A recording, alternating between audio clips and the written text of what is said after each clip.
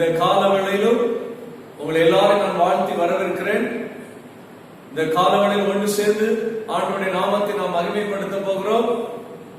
அதற்கு முன்பதாக தலை வணங்கி நாம் இப்பொழுது கர்த்தரை நோக்கி ஜெபம் செய்வோமாக.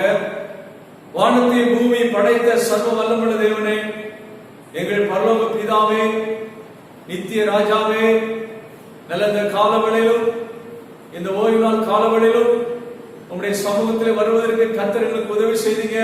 அதற்காக உமக்கு நன்றி.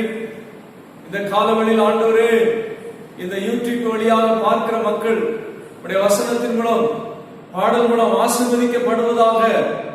ஆண்டவரே, உடைய வல்லமை அவள் மேல இறங்குவதாக. இந்த காலவெளியில பார்த்து கொண்டிருக்கிற மக்கள் எல்லாருக்கும் அற்புத அடையாளங்கள் நடப்பதாக. உடைய வார்த்தை கிரிய செய்வதாக. ஆண்டவரே, தொடர்ந்து பாடல் ஆராதனை எல்லாவற்றையும் ஆண்டவர் ஆசீர்வதிப்பீராக. தொடர்ந்து உடைய பிரசன்னம் வரட்டும். இயேசுவின் நாமத்தில் பிதாவே, ஆமென். நாம் இப்பொழுதும் சில பாடல்களை நம்முடைய பாஸ்டம்மா மற்றும் பிள்ளைகளோடு சேர்ந்து பாடலை பாடுவார்கள். தொடர்ந்து கர்த்தருடைய நாமத்தை மகிமைப்படுத்துவோமாக.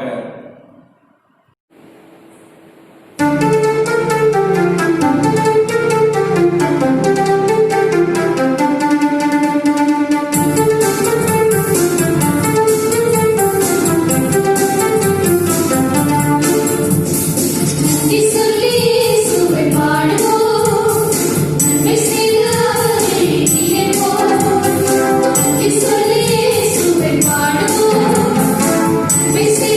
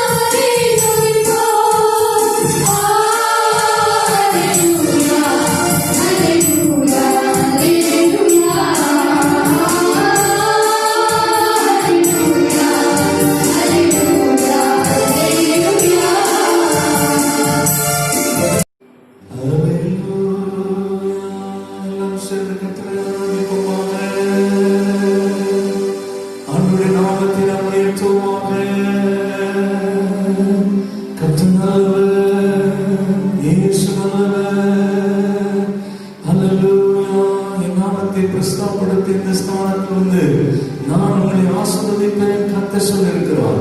இந்த காலங்களில் என்னோடு சேர்ந்து நீங்கள் கர்த்தரை ஆராதிக்கும் போது, கர்த்தரை மகிமைப்படுத்தும் போது, அவருடைய மகிமை பிரசனம் உங்களை நிரப்புவதாக, அவருடைய மகிமை வல்லமை உங்களை நிரப்புவதாக. ஆமை கர்த்தரை மகிமைப்படுத்துவோமாக. ஓ ஹல்லேலூயா,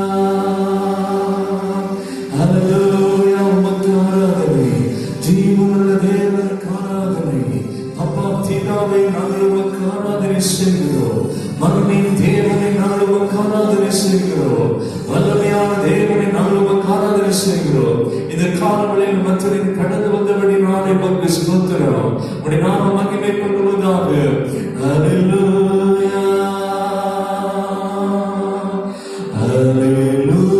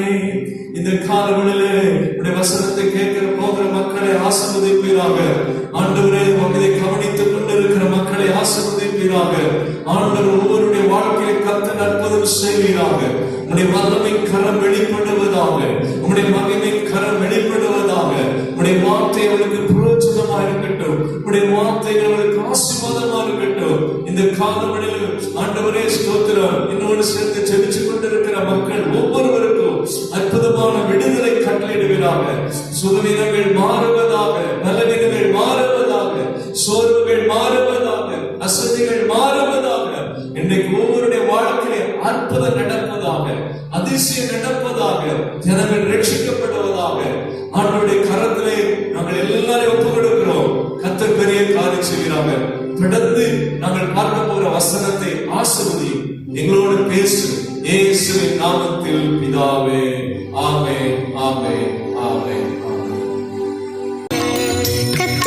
சத்தம் வல்லமை உள்ளது, கர்த்தரின் சத்தம் மகத்துவம் உள்ளது. திரண்ட தண்ணீர் மேல் ஜல பிரவாகம் மேல் தப்பரன் முழங்குகின்றார். அல்லேலூயா. ஆண்டவராகிய இயேசுவின் நாமத்தினாலே உங்களை நான் எல்லாரும் வாழ்த்து வரவிருக்கிறேன். கர்த்தருடைய வார்த்தையை நாம் தியானிக்க போகிறோம். யாக்கோபு எழுதின பொதுவான நிருபத்தில் 1ஆம் அதிகாரம் வசனம் 12. 1ஆம் அதிகாரம் வசனம் 12 வாசிக்கிறேன்.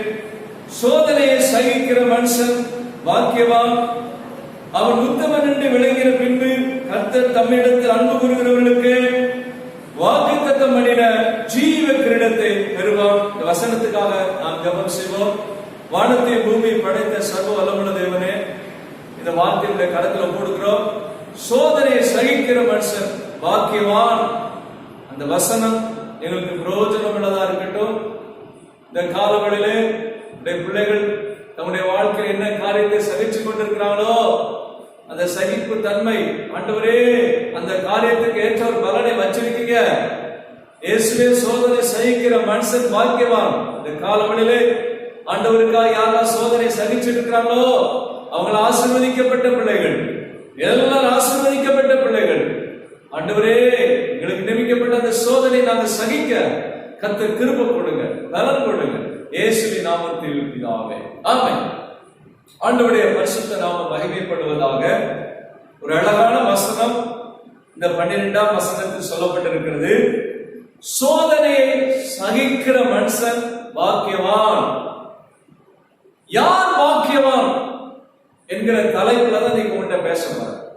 யார் பாக்கியவான் அப்படி என்று சொன்னால் சோதனை சகிக்கிற மனுஷன் பாக்கியவான். இப்ப நம்ம எல்லாருக்கும் புரிஞ்சிருக்கிறோம், ஆண்டவருக்காக கிறிஸ்துவுக்காக யாரெல்லாம் சோதனை சகிக்கிறாங்களோ, இயேசுவுக்காக கஷ்டத்தை யாரெல்லாம் சகிக்கிறாங்களோ, இயேசுவுக்காக வேதனைகளை யாரெல்லாம் சகிக்கிறாங்களோ, இயேசுவுக்காக அவமானத்தை சகிக்கிறவர்கள் யாரோ, இயேசுவுக்காக நிந்தைகளை சகிக்கிற எவர்களோ, இயேசுவுக்காக பாடலை சகிக்கிற எவர்களோ அவர்கள் தான் ஆசீர்வதிக்கப்பட்டவர்கள், அவர்கள் தான் பாக்கியவான்கள் என்று சொல்லப்பட்டிருக்கிறது.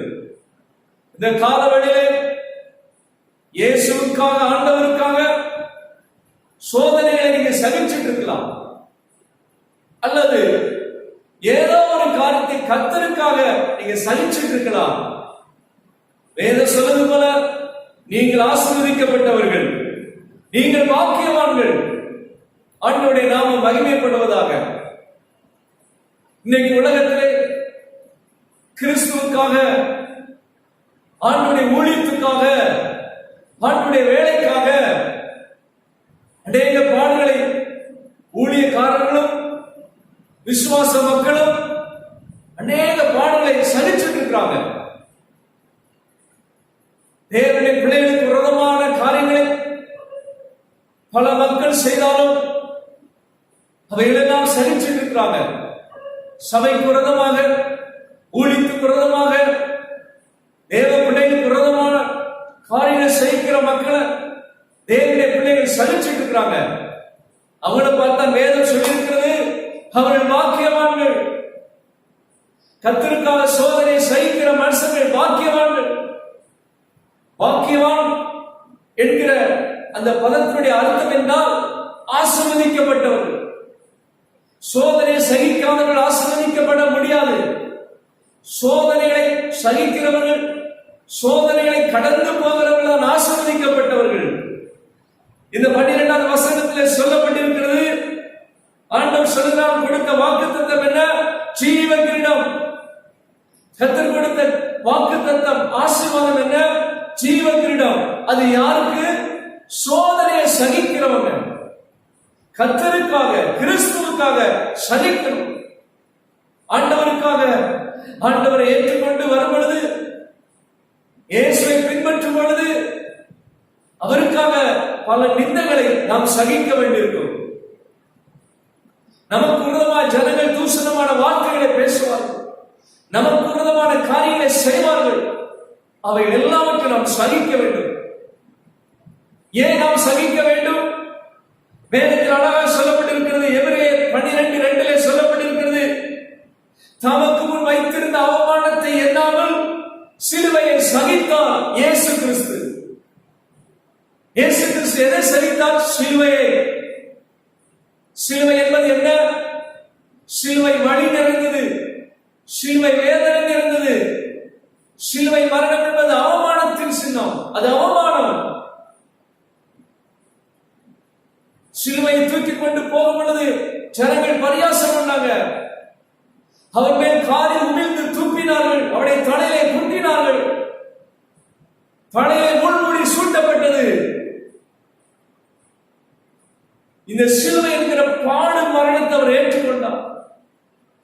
அந்த சிலுவை என்கிற வேதனை அவர் சகித்தார். அது வேதனை, அது வலி, அது ஒரு நிந்தை. அன்றைக்கு சிலுவை மரணம் என்பது யாருக்கு? குற்றம் செய்தவர்களுக்கு, குற்றவாளிகளுக்கு கொடுக்கக்கூடிய ஒரு பெரிய உச்சமட்டதான தண்டனை என்பது சிலுவை மரணம். இயேசு எந்த ஸ்தோத்திரம், இயேசு எந்த விதமான அக்கிரம கிரியை செய்யவில்லை. இயேசு கிறிஸ்து எந்த விதமான தவறான காரியம் அவர் செய்யல. அரசாங்கத்துக்கு விரோதமான காரியத்தை அவர் செய்யல.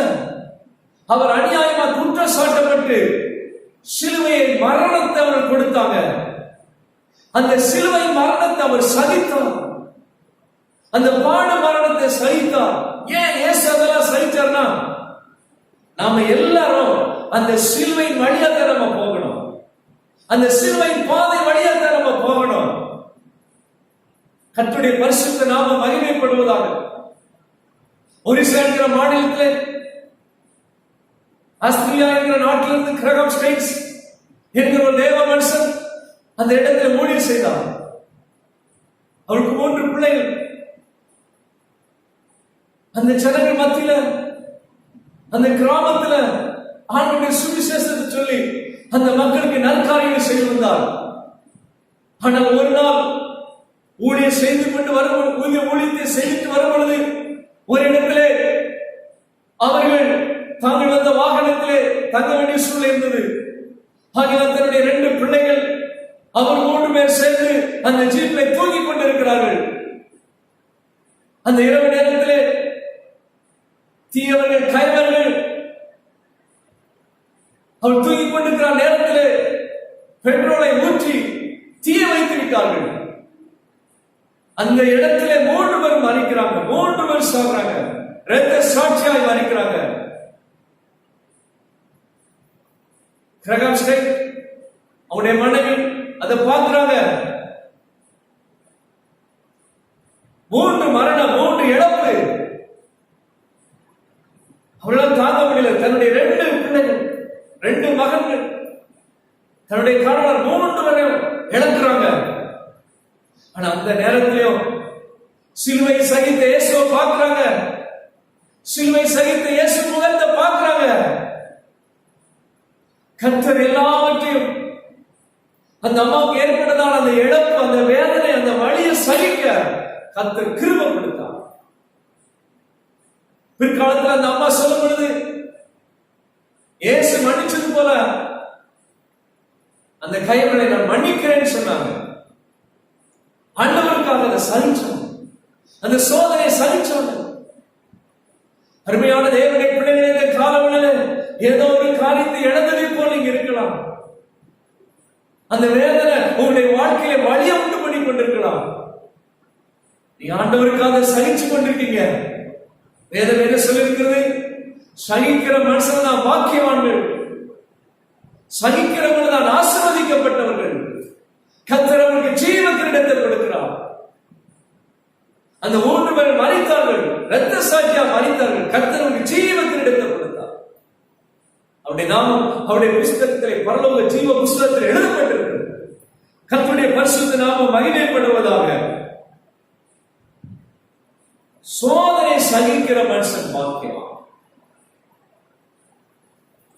வேதத்திலே, பழைய ஏற்பாட்டிலே ஒரு மனிதன் தனக்கு ஏற்பட்டதான சோதனை சகித்தான். கர்த்தர் அவனை ஆசீர்வதித்தார். யோபு புஸ்தகத்தில் 23ஆம் அதிகாரத்திலே 10வது வசனத்திலே படிக்கும் பொழுது, அவர் என்னை சோதித்த பின் நான் சுத்த பொன்னாக நான் விளங்குவேன். மறுபடியும் சொல்கிறேன், அவர் என்னை சோதித்த பின் நான் சுத்த பொன்னாக நான் விளங்குவேன். தங்கம் பொன் வெளியேறப்பட்டது.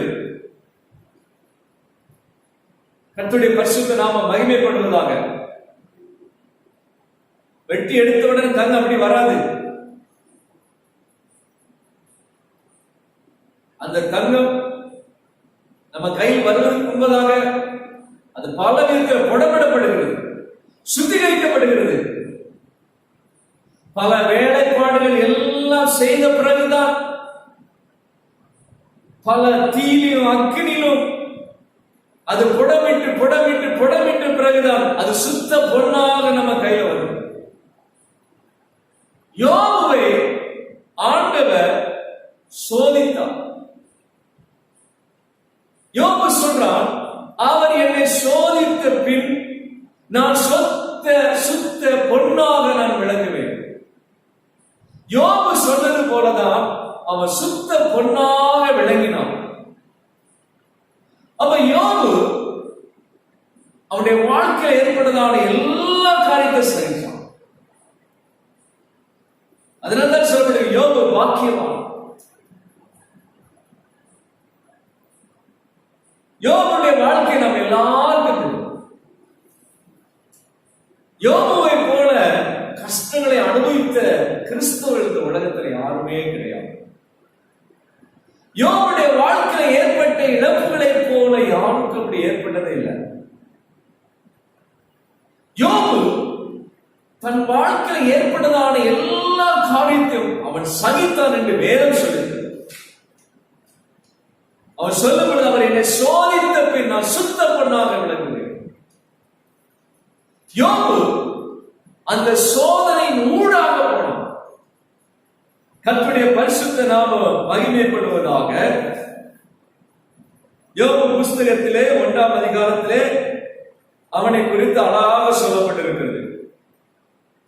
யோபு எதையெல்லாம் சகித்தான் என்று சொல்லப்பட்டது நமக்கு தெரியும்.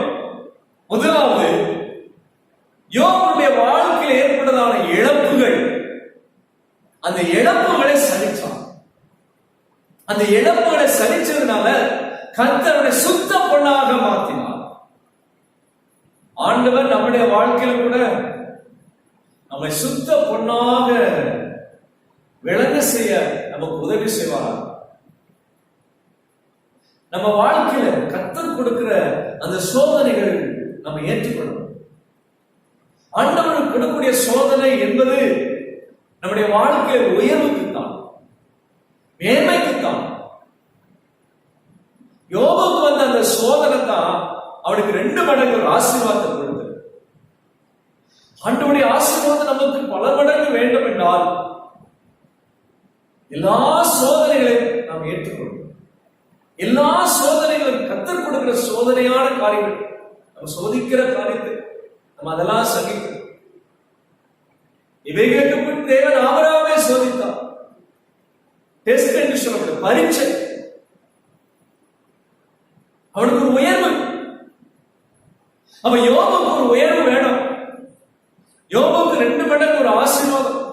நீங்க நம்ம எல்லாரும் கேட்கிறோம், ஆண்டவரை ஆசீர்வதிக்கிறோம், ஆண்டவர் எனக்கு 2 மடங்கு ஆசீர்வாதம் கொடுக்கணும், இதுல ஆசீர்வாதம் வேணும், அதுல ஆசீர்வாதம், எனக்கு எப்படியாவது பிளஸிங்ஸ் வேணும். பண்ணுகிற எல்லா ஜபத்திலும் ஆண்டவரே எங்களை ஆசீர்வதியும், எல்லாவற்றையும் ஆசீர்வதியும், பிள்ளைகள் ஆசீர்வதியும், பொருளாதாரத்தை ஆசீர்வதியும், தொழில் ஆசீர்வதியும், மிருகத்தின் ஆசீர்வதியும், எல்லாத்தையும் நம்ம சொல்றோம். அந்த எல்லா ஆசீர்வாதம் வரனா சோதனை நம்ம சகிக்கணும். நமக்கு வருகிற சோதனை நம்ம சகிக்கணும். யோபு அவன் வாழ்க்கையில எதை சகிச்சனா, முதலாவது அந்த இழப்புகளை சகிச்சான். முதலாவது சொல்லப்பட்டிருக்கு, அவனுடைய பிள்ளைகளை அவன் இழந்தான். பிள்ளைகளை இழந்தான். அவனுக்கு அந்த கழுதை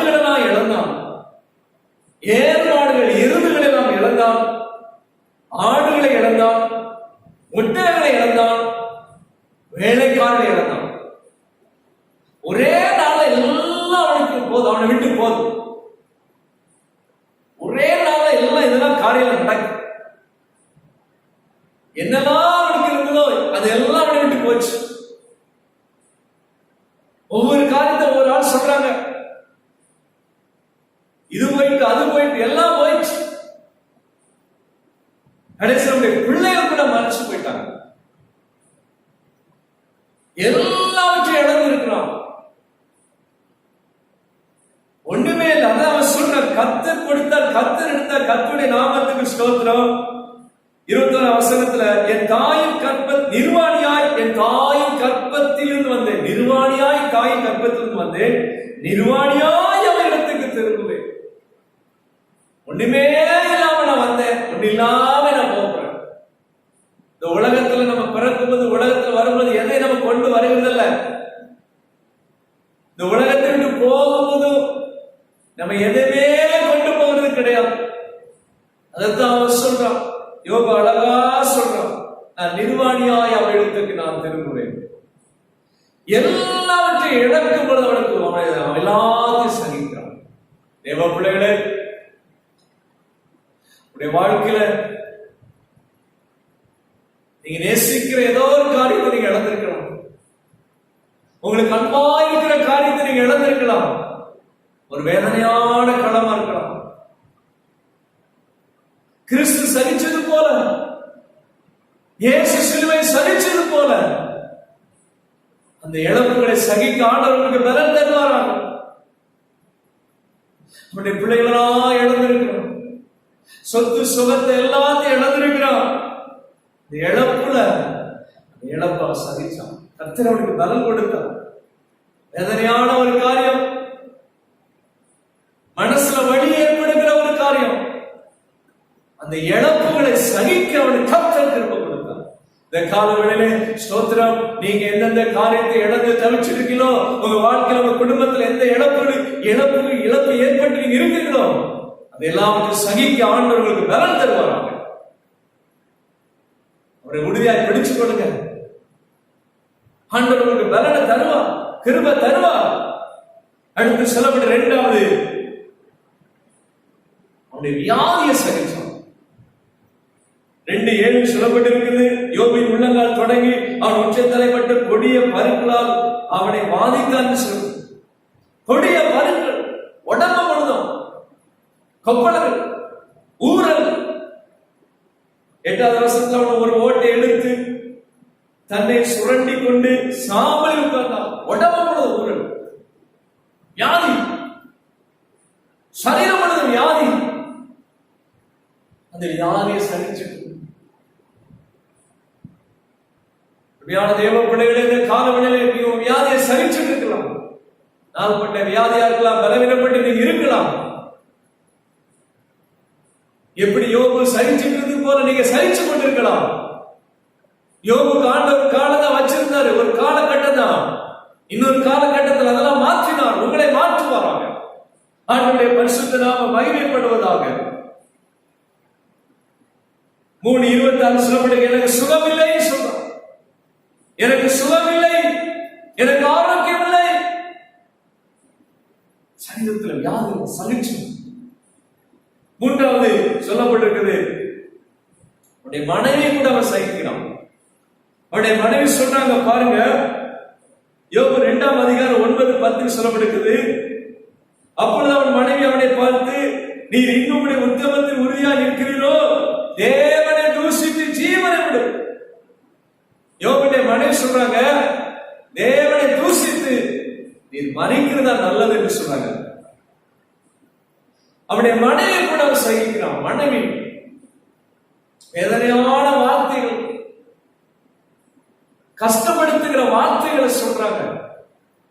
ஆனா அதையெல்லாம் அவன் சகிக்கிறான். இதுதான் அவனுக்கு வந்த சோதனை. இழப்பு என்கிற சோதனை சகிச்சான், வியாதி என்கிற சோதனை சகிச்சான். அவனுடைய மனைவி அவனுக்கு சோதனையா தந்த அதை சகிச்சான். அடுத்து 4வது, நண்பர்கள். யோபு 12:4-16:2 ஸ்தோத்திரம் 16:20-19:2 இந்த வசனத்தை வாசித்து பாருங்க. யோபு சொல்றா, நீங்க எல்லாரும் தேற்றரவாளன் என்று சொல்ற. அவனுடைய நண்பர்கள் எல்லாரும் வந்தாங்க. எதற்கு வந்தாங்க? அவனை நல்ல விசாரிக்க வந்தாங்க. ஆனாலும் ஒரு நண்பர் கூட அவனுக்கு ஆறுதலான வார்த்தை கொடுக்கல. அவனுடைய இருதயத்தை தேற்றக்கூடிய வார்த்தைகளை கொடுக்கல. அவனுடைய நண்பர்கள் அவனை வேதனைப்படுத்தினார்கள், வழியை உண்டாக்கினார்கள். இருக்கிற வழியை கூட்டத்தான் செஞ்சாங்க. நண்பர்களால் அவனுக்கு எந்த விதமான ஸ்தோத்திர ஆலோசனை இல்லை. நண்பர்களால் எந்த விதமான ஸ்தோத்திர நன்மை உண்டாக்குற காரியம் அங்க இல்லை. எல்லாரும் வேதனை உண்டாக்குறாங்க. யோபு நண்பர்களை யோபு சகிச்சான். நண்பர்கள் சோதனை அவன் சகிச்சான். ஆண்டவருடைய பரிசுத்த நாமம் மகிமைப்படுவதாக. அடுத்து உறவுகள் யோபுவை வெறுத்தது, அதே சகித்தான். அவனை உற்றார் உறவினர்கள், உடன் பிறந்தவர்கள், அவன் வீட்டில் வேலை செய்கிற ஆட்கள். யோபு 19 வரை நீங்க வாசித்து பாருங்க, அழகாக சொல்லப்பட்டிருக்கு. எல்லா ஜனங்களால் மறக்கப்பட்டேன்னு சொல்றான்.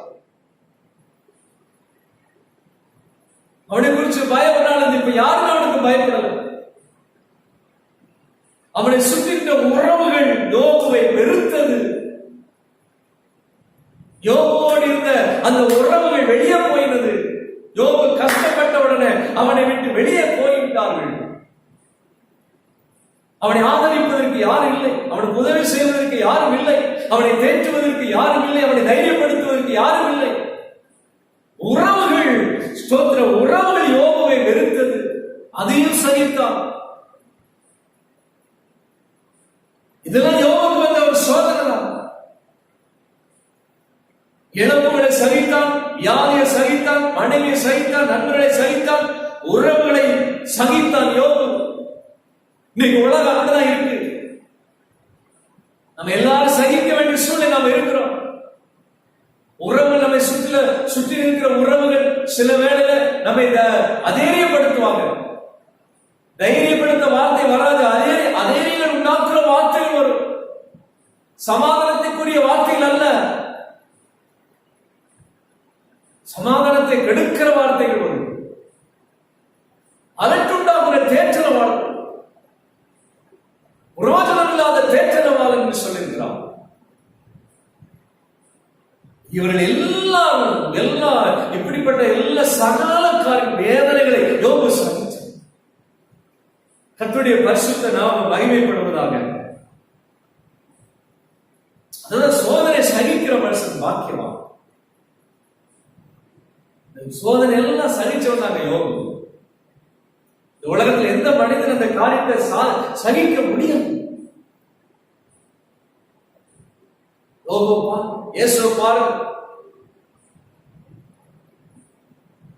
இவ்வளவு பெரிய சோதனை அவனுக்கு வந்தது.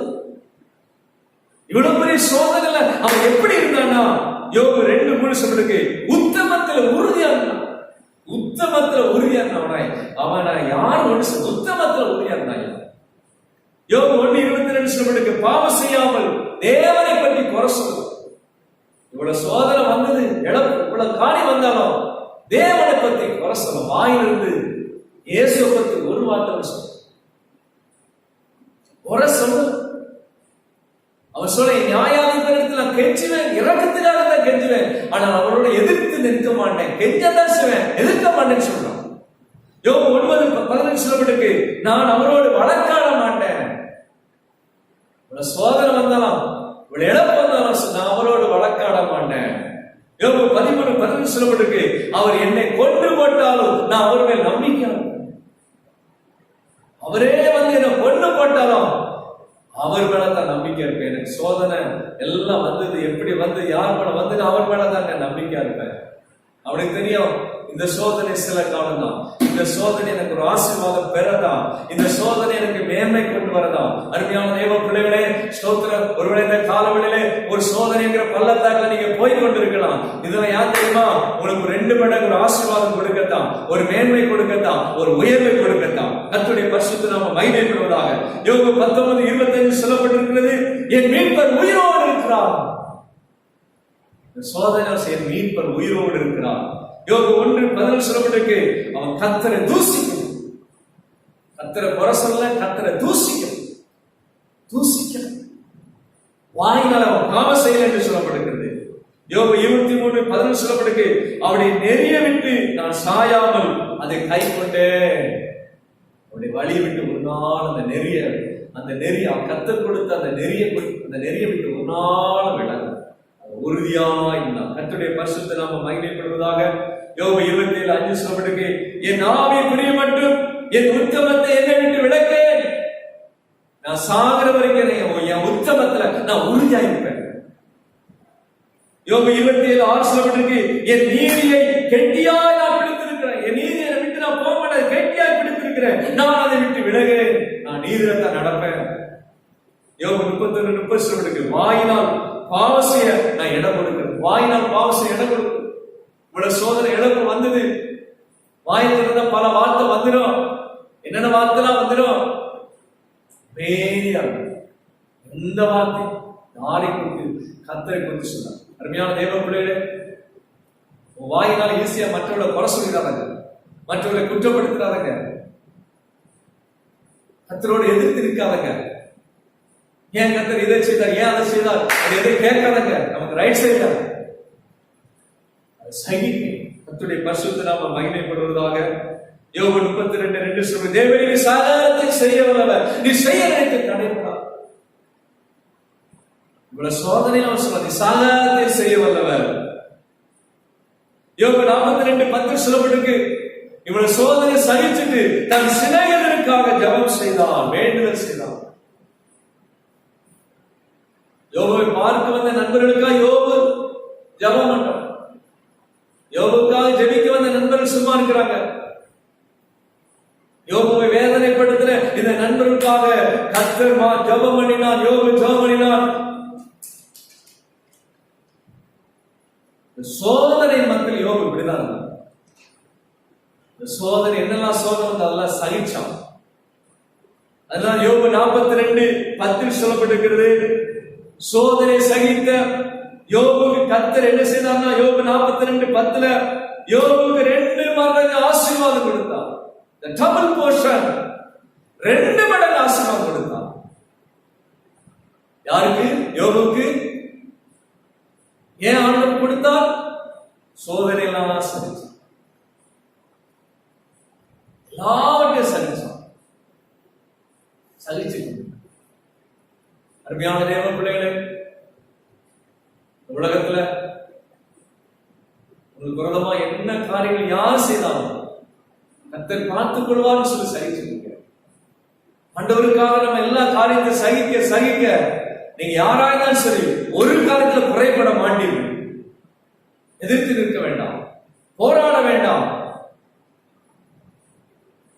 யோபுவை போல குறை சொல்லாதீர்கள், தூசரமா பேசாதீர்கள், எதிர்த்து நிற்காதங்க, போராடாதங்க. அவரை போல சகிச்சு நிற்க கர்த்தர் உங்களுக்கு கிருபை தருவாராக. அவனுக்கு 2 மடங்கு கர்த்தர் அவனுக்கு கிடைச்சுதான். யோபுக்கு ஆசீர்வாதம் கொடுத்தார், அவ்வளவு பிளஸிங்ஸை கொடுத்தார். எதெல்லாம் இழந்தாலும் பெற்றான், சுகத்தை பெற்றான், மிருக ஜீவன்களை பெற்றான், பிள்ளைகளை பெற்றான், எல்லா சம்பத்தை எல்லாம் பெற்றான். எப்போ அதெல்லாம் நடந்தது? எல்லாத்தையும் சகிச்சான். சோதனை சகிக்கிற மனுஷன் பாக்கியவான். ஏன் பாக்கியவான்? அவனை நான் ஆசீர்வதிப்பேன். ஒருவேளை ஆண்டவருக்காக சோதனையை சகிச்சுட்டு இருக்கலாம். உங்க வாழ்க்கையில, உங்க வீட்டுல, உங்க குடும்பத்துல எல்லா காரியத்தை சகிச்சிருக்கலாம். உங்களுக்கு விரோதமா யாரா பேசியிருப்பாங்க, உங்களுக்கு விரோதமா காரியத்தை செஞ்சிருப்பாங்க. ஸ்தோத்திரம். உங்க குடும்பத்துல அப்படி நடக்கலாம், குடும்பத்துக்கு அப்பாற்பட்ட காரியம் நடக்கலாம். கர்த்தருக்காக சகிச்சுட்டு இருங்க, அவனுக்காக ஜெபம் பண்ணுங்க. கர்த்தர் கிரியை செய்வார், கர்த்தர் சீக்கிரத்துல கிரியை செய்வார். சோதனை சகிக்கிற நீங்கள் தான் பாக்கியவான்கள், நீங்கள் தான் ஆசீர்வதிக்கப்பட்டவர்கள். எப்படி யோபு சகிச்சிருப்பார், ஆண்டவருக்காக சகிச்சிருங்க. நிச்சயம் ஆண்டவர் 2 மடங்கு ஆசீர்வாதம் கர்த்தர் உங்களை கொடுப்பார். கர்த்தர் உங்களை கைவிட மாட்டார். வசனத்தை கேட்டுக்கொண்டிருக்கிற நீங்க யாராலும் சொல்லி சோர்ந்து போயிருக்கலாம், கடந்து போயிருக்கலாம். அவருடைய வார்த்தை உங்களை தைரியப்படுத்துகிறது, கர்த்தருடைய வார்த்தை உங்களை தேற்றுகிறது.